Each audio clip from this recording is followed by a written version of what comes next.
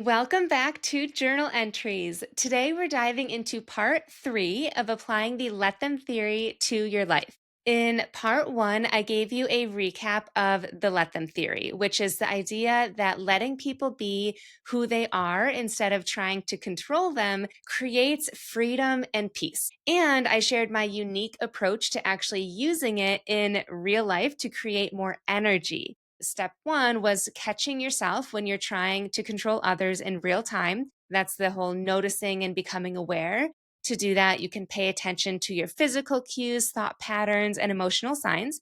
I'm always thinking about how our energy and capacity each day is limited, and we are choosing where to invest it. So, step two is my energy audit. This is assessing what this control attempt is costing you. So, asking yourself, is this worth my limited emotional energy? And what am I sacrificing by focusing here instead of on myself? Whether it be what that person is thinking of me or what that person is doing. And then step three is the redirect. So this is shifting the focus to your response, not their action. This is the let me moment. Today, we are going tactical. I'm giving you specific scripts, strategies, and solutions for applying the let them theory during your most triggering moments as a working mom. The morning rush of trying to get everyone ready and out the door, the transition from work and then back to home at the end of the day, and even partner expectations. I felt like those were the top three that were probably the most triggering that I will give you some solutions for. And by the end of this episode, you will have a practical toolbox for those situations where your energy just feels like it gets hijacked by other people and their personalities or expectations in your life. I will also be sharing my Peace and Confidence Collective, which is opening for exclusive pre sale spots during my social media break. I'll mention all the details at the end, so click the link in the show notes to fill out an application and learn more about it. After submitting that application, you will receive personal insights from me about your goals and your subconscious self sabotage fingerprint that's making it so that you're stuck in overwhelm and not following through on the things that you know you could logically do to make your life better and to feel better, but you're not doing it. So I'll be giving you that regardless of whether you join us or not. Let's talk about why mornings are such a hotspot triggering time for control issues. There's actually solid science behind this. Your body's cortisol levels naturally peak in the morning, and it's actually designed to energize us.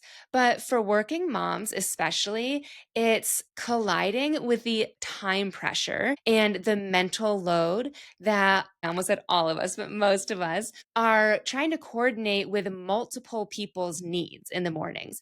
Our brain's executive function, which is the part responsible for planning, prioritizing, and emotional regulation, is literally working against a ticking clock while managing unpredictable variables like a 7-year-old who suddenly can't find their favorite shirt or shoes, or your 4.5-year-old who still makes you get them dressed in the morning. When these biological brain factors combine with the very real consequences of being late, like missing meetings at work or school tardiness, your nervous system registers this as a threat. Your fight or flight mode kicks in, and your brain's automatic response to a threat is control seeking behavior.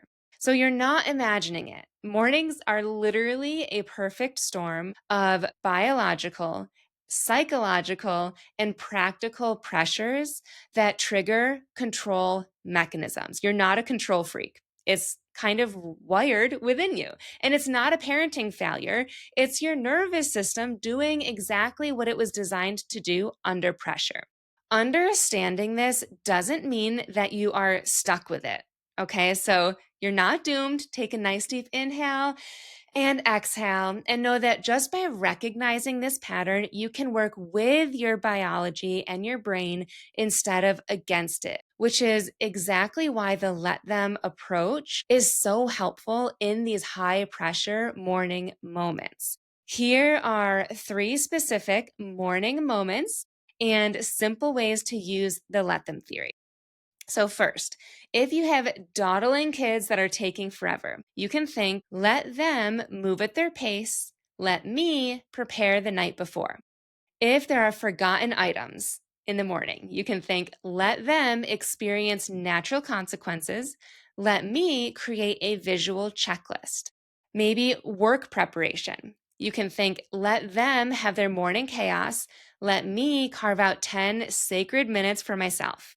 The key here is come up with what you are comfortable with letting them experience and with what you can do in advance, during, or afterwards that feels energizing or at least is protecting your peace.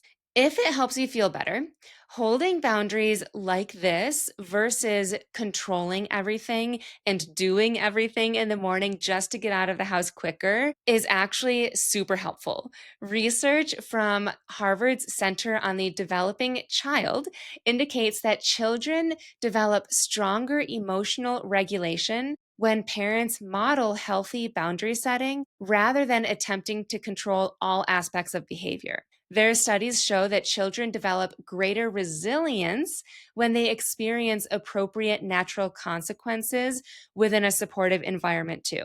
You know, I'm all about stronger emotional regulation for ourselves, but even more so for our kids. So when we're practicing this for ourselves and our kids witness it, it's like a double whammy.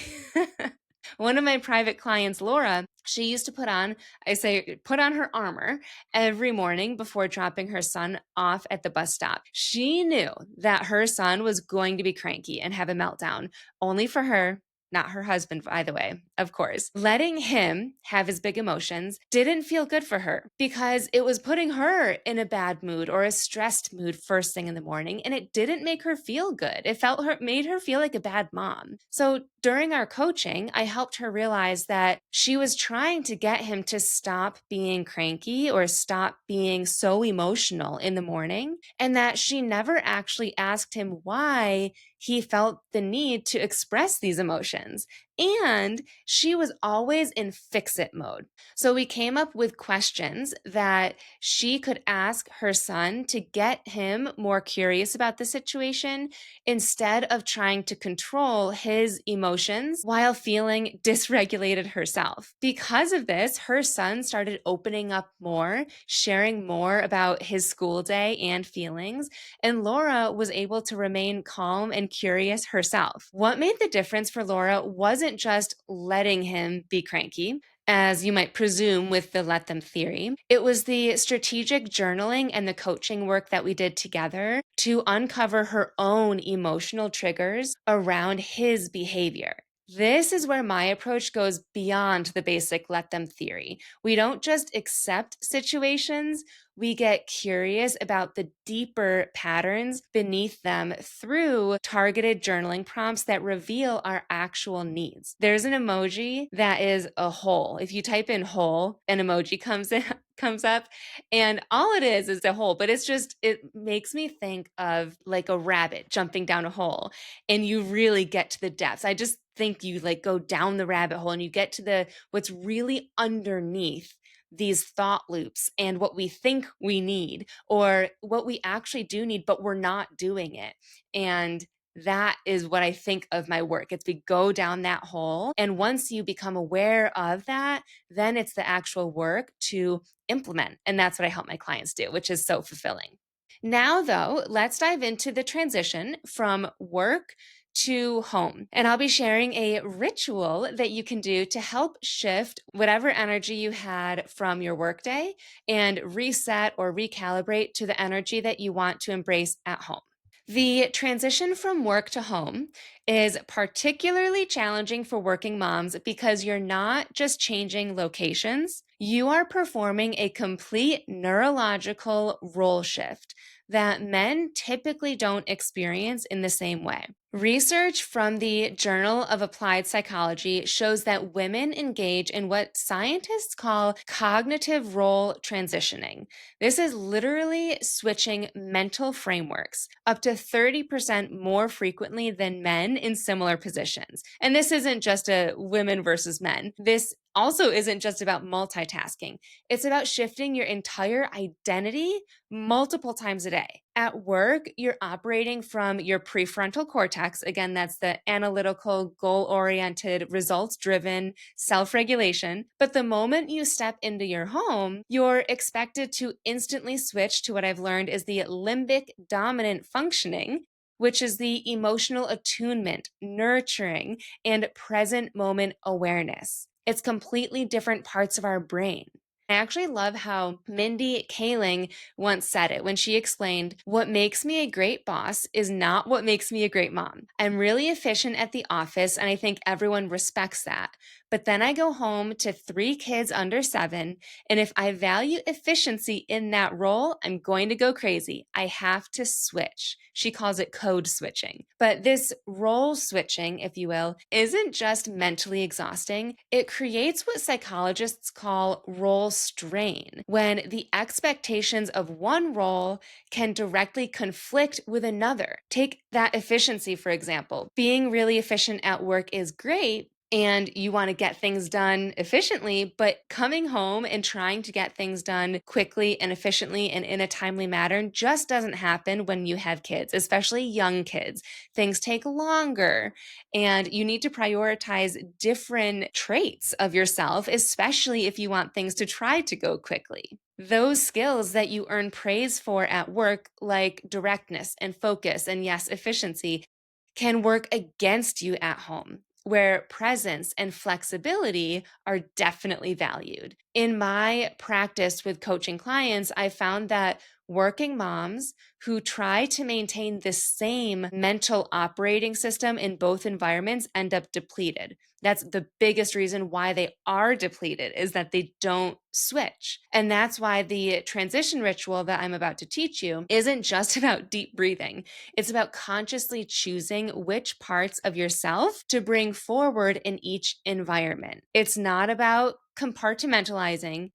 It's recognizing that your worth isn't tied to maintaining the same persona everywhere. You don't have to be efficient everywhere. Efficiency is not your why you are worthy in life, but it's consciously choosing which strengths to highlight in each context. Here's a quick ritual you can do in your car after work and before coming inside, or before the kids get in the car, or if you work from home, you can do it before you open the office door at the end of the day. For 1 minute, do some deep breathing to release work energy or any pent up stress. If you are in a position to do this, I encourage you to move your body, even if it's just shaking your limbs or flicking your fingertips, trying to move energy from within your body. And then take a couple of minutes to set the intention for your home. What energy do you want to prioritize today? Maybe if you're exhausted, don't choose humor,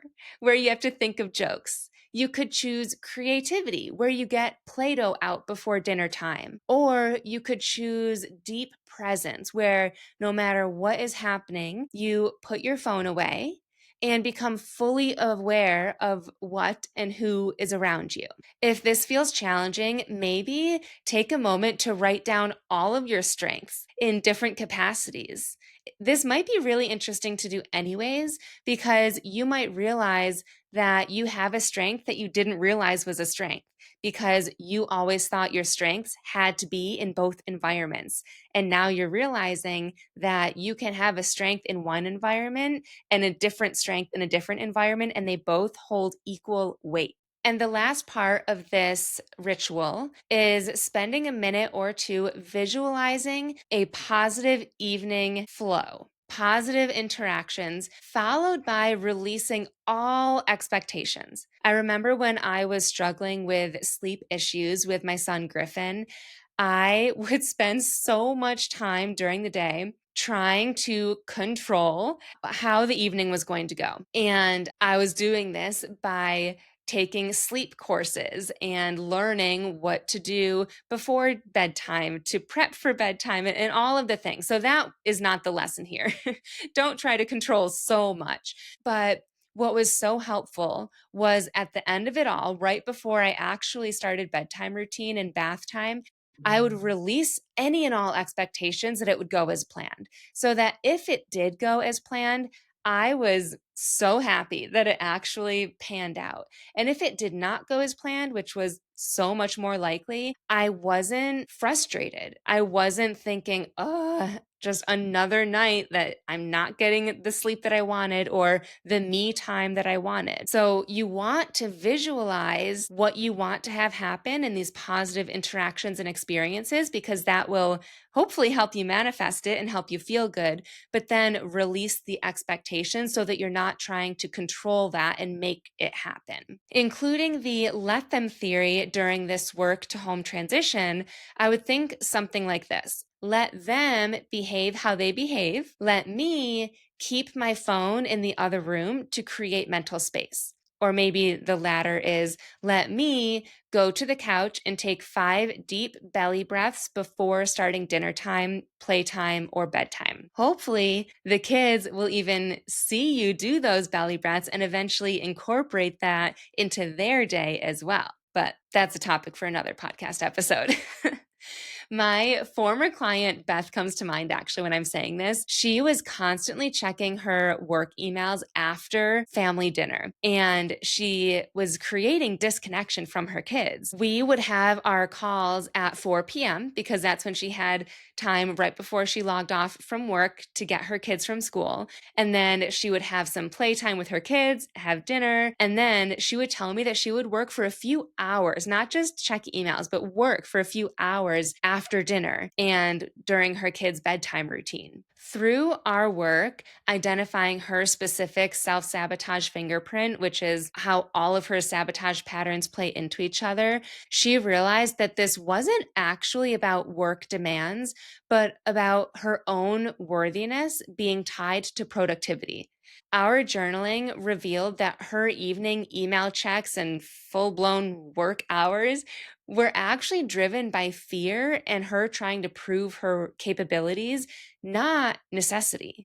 Now, though, she has so much better boundaries that she actually uses that honors both her career commitments and her need for presence with her kids. Finally, let's talk about common control patterns in partnerships, especially when both parents work, and scripts for communicating needs without criticism. Compassion for yourself and what your partner does do will make them feel seen and way more likely to hear what you're saying and follow through. So I just want to say that first. Besides compassion, the most important thing to include for communicating needs without criticism is saying I. So you're not putting any blame on what has or hasn't happened. You are sharing your perspective. So here's 2 examples. When I come home to X, I feel Y. What I need is Z. So I'll say that again. When I come home to blank, I feel blank. What I need is blank. Another example is, I notice I'm trying to control how you parent. I'm going to step back unless safety is involved. So this is identifying exactly where you are now realizing where you're trying to control and giving your partner more opportunities to step up and show their responsibility. Both compassion and using I with direct statements creates alignment without micromanagement. I did find an interesting article. It was about how to address genuinely unfair household labor division. Dr. John Gottman, he did some research and found that 69% of persistent relationship conflicts, so when you're just always nagging at each other, are actually unsolvable perpetual problems based on fundamental differences. His studies showed that couples who accept these differences rather than trying to change each other report significantly higher relationship satisfaction. This is a direct validation of the let them theory if you are able to truly let them and then focus on the let me portion of what you can control. I now know that you also don't have to accept that behavior either. Like accepting all of the unsolvable perpetual problems, like Dr. John Gottman says, doesn't need to be your story. I think that there's a fine line, and I just want to say to trust yourself. When my former client, Brittany, came to me, she was separated from her husband and she was struggling with whether to salvage the relationship or not. She constantly tried to control his perception of her and actually other people's perceptions of her too. She was also walking on eggshells and trying to predict what he needed before he even asked. Through our coaching together, Brittany uncovered something so profound. She was measuring her worth against how her husband treated her and comparing herself to other women she thought that he might find more appealing. What made the breakthrough for Brittany wasn't letting him, in air quotes, make his own decision about the relationship. It was the deep inner work that we did to reconnect with her innate value and worthiness outside of his validation. That wasn't even a part of it by the end of our work together. We used strategic prompting techniques to identify when she first learned to source her worthiness from external approval, including her husband. By our third month working together, Brittany had completely shifted. It was so cool to see in front of my own eyes. And I remember when she told me, for the first time, I'm making decisions based on what I want, not on how I think he'll react.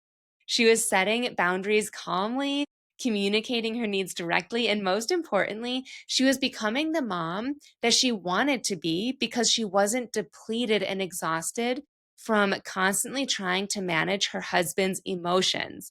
What I want you to take away from Brittany's story, and the reason I'm telling you this, is that the let them approach in relationships isn't about becoming a doormat or accepting mistreatment. It's about recognizing where you've attached your worth to someone else's behavior and reclaiming your power by focusing on what you can actually control, which is your own choices, your boundaries, your self trust, and your self connection. This goes way beyond basic I statements or communication techniques. It's about fundamentally shifting where you source your value from. And that's the work that we do together through targeted journaling and through my Peace and Confidence Collective and private coaching that addresses your specific relationship patterns, but also the patterns between why you feel so burnt out between work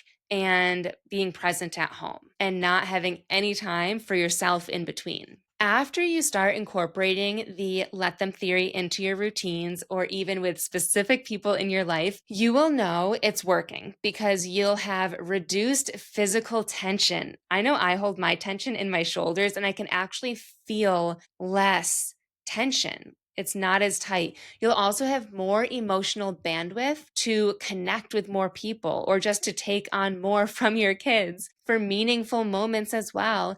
And you'll have fewer conflicts and more connection. I keep sharing examples from my clients in this episode, but it's just so descriptive of how your life can change. My client Jess told me that she's been practicing being more present during her 6-year-old meltdowns instead of trying to control them by making them stop ASAP. And by letting him melt down and choosing to be present, the meltdowns are so much quicker and they both feel more connected during them. I thought that was amazing.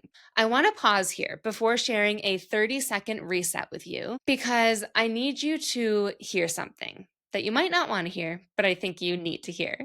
If the let them theory feels impossible, or you've heard something I've said already and you think, ooh, that stung a little bit. Maybe I do feel like I attach my sense of self to external people.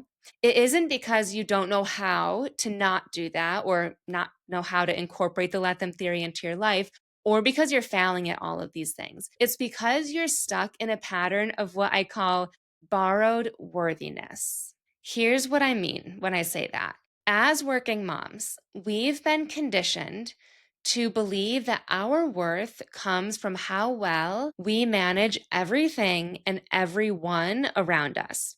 like your boss's approval or your client's approval, your kids' behavior, your partner's participation. You've attached your sense of self to all of these external validations. We try to control even more because of that, thinking that that will help, but it doesn't. Like we hire cleaning ladies or nannies, thinking it'll free up our time and then we'll be less overwhelmed. But even then, we'll have more free time, but we'll still feel busy. We'll fill that time and we'll think, how did we ever do life without this help? Simultaneously planning the next type of help, thinking that that will help us feel less overwhelmed. Or we'll work harder to get a higher status at work or a raise when there will always be another position or another person that makes you feel like you have to keep proving yourself at work. You'll never feel peacefully satisfied or achieve from a place of fulfillment versus lack. We'll even try to reach a certain number on the scale, like weigh a certain amount. But we could be the strongest, leanest version of ourselves. And if we don't feel it internally, we will have body dysmorphia and always chase another fitness goal or follow another trend. 80% of women don't think they're good enough in some capacity. 75% of female executives deal with imposter syndrome. 91% of girls and women don't love their bodies. And here's the breakthrough truth bomb. Your worth isn't determined by how perfectly your morning goes, or if your kids are getting along, if your boss gives you a raise, or if your partner loads the dishwasher correctly or not, or if you're at your goal weight. Every time you try to control these things, you're really saying, I need this to go well to prove that I'm enough. And that's the exhausting cycle that's burning you out. Constantly proving yourself has a hidden cost. It erodes your peace while validating your fear. It's keeping you overwhelmed and exhausted. The women that I work with who've truly transformed their lives didn't just implement new techniques, they've fundamentally shifted where they source their worthiness from. They stopped borrowing it from all of these external validation and these places, and they reclaimed it as their inherent right, their birthright. This is why therapy, which I love, self-care days, and all the Google searching for how to be a better mom, how to be less overwhelmed, aren't working. They're band-aids on the real issue. And that issue is that you're trying to control others to validate your own worth rather than anchoring in the truth that you are already worthy, exactly as you are, even if you binge watched reality TV today and had a mental health day from work and did absolutely nothing and your house is a complete mess.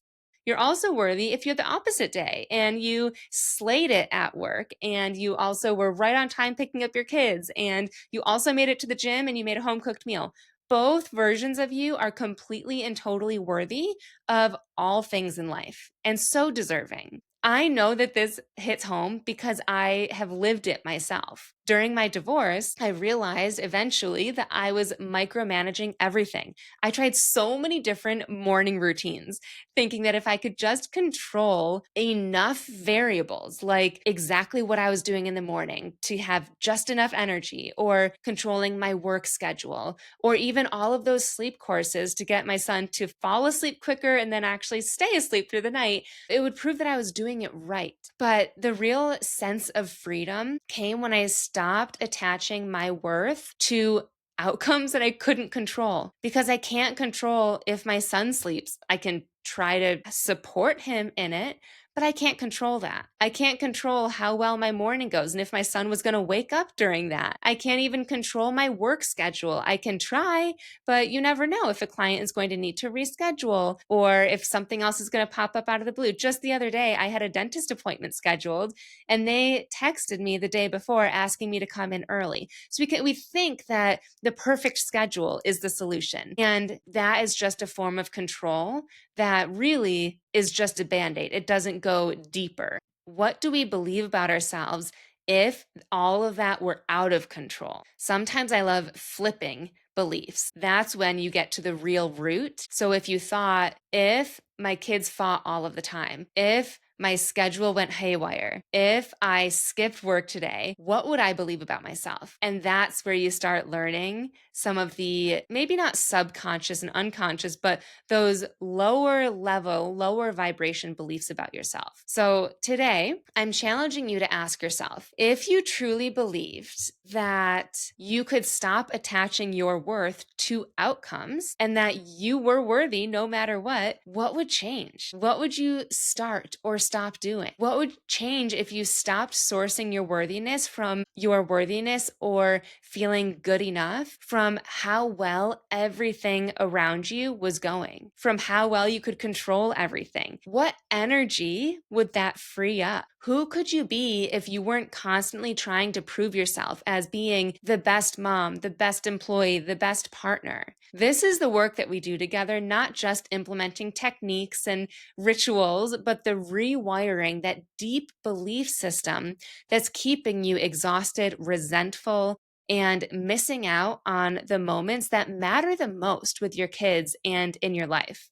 Thanks for that little TED Talk. Now for the 30-second reset to go from feeling triggered to releasing control and reclaiming your energy. First, name the urge to control. So simply say, I notice that I'm trying to control this. Then take 3 deep breaths while choosing one of your senses to focus on. So while you're deeply breathing, look so intently at something or hear a sound, touch and really feel textures, taste something, or smell a scent.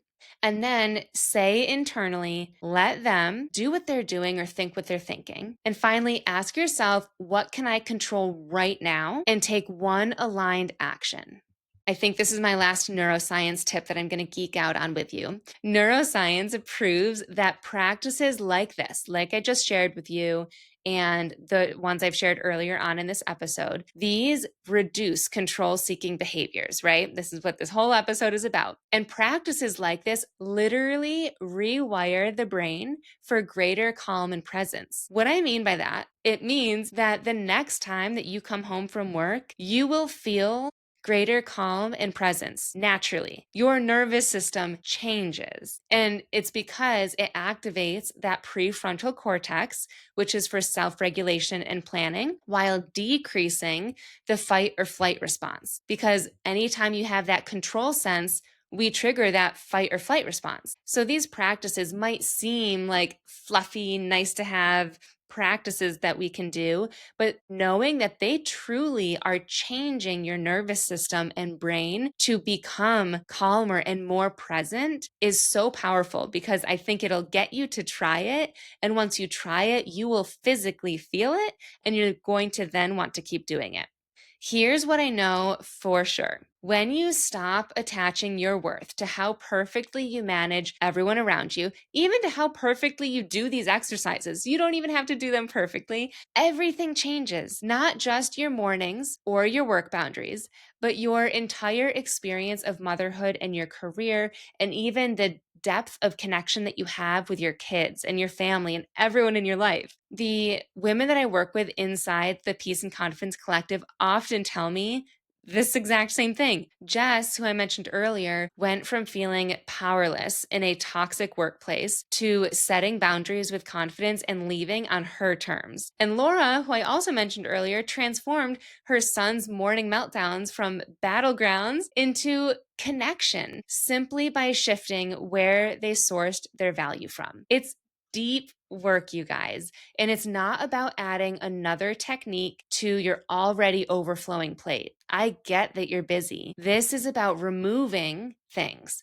It's about removing the exhausting pattern that's been draining you for years. If you're feeling that internal yes right now, that recognition that this is exactly what you've been missing and you want more of it, I want to invite you to take the next step with me. Right now, I have 2 different paths for us to work together. The first is my Peace and Confidence Collective.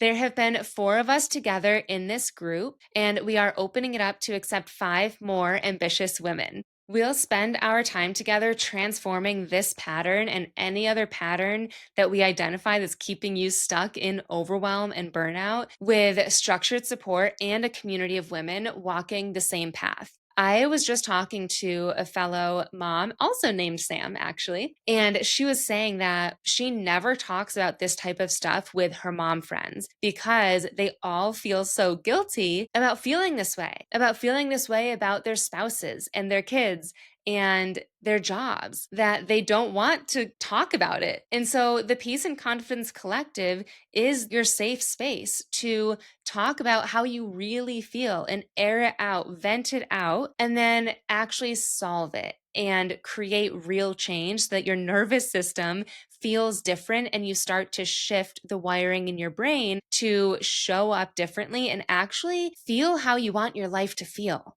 This is so cliche, but we only have one life and you can choose to spend it how you currently are feeling. And it's just going to multiply when you don't take action. Or you can start learning the steps and taking action and implement with a coach to feel a shift. You will learn exactly what you need to do so that you can then take that with you forever. I've designed this container specifically for working moms who are ready to do this type of work, to go deep, to go down that emoji hole.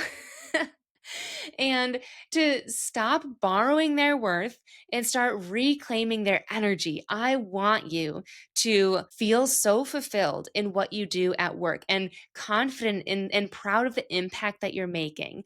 And then come home and feel present with your family without fearing that you're being unproductive, but loving the moments that you have and feeling energized at the end of the day without feeling like you're neglecting one part of your life or the other at any given moment. And going to bed feeling satisfied with a full heart, not wondering what you didn't get to at the end of the day.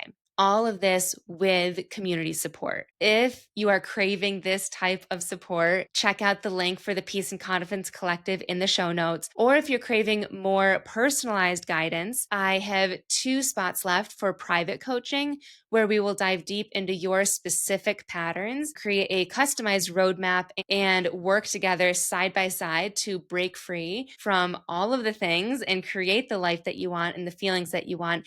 And bonus, you get access to the Peace and Confidence Collective as well. Click the link in my show notes for a link to a private coaching spot. Either way, I want you to ask yourself, what would be possible if 6 months from now you are no longer exhausting yourself, trying to control everything and everyone around you? How would your mornings feel? Like, visualize this. How light would they feel? How would your workday feel? How would you move about your day? How would your precious evening hours with your kids feel? What would you do with them? That version of you is waiting on the other side of this work, including the work that you already put in today in this episode. So I'm so proud of you and thank you for showing up today. This is your final reminder that you are already enough and already so worthy exactly as you are. I will see you on Thursday for our journaling session.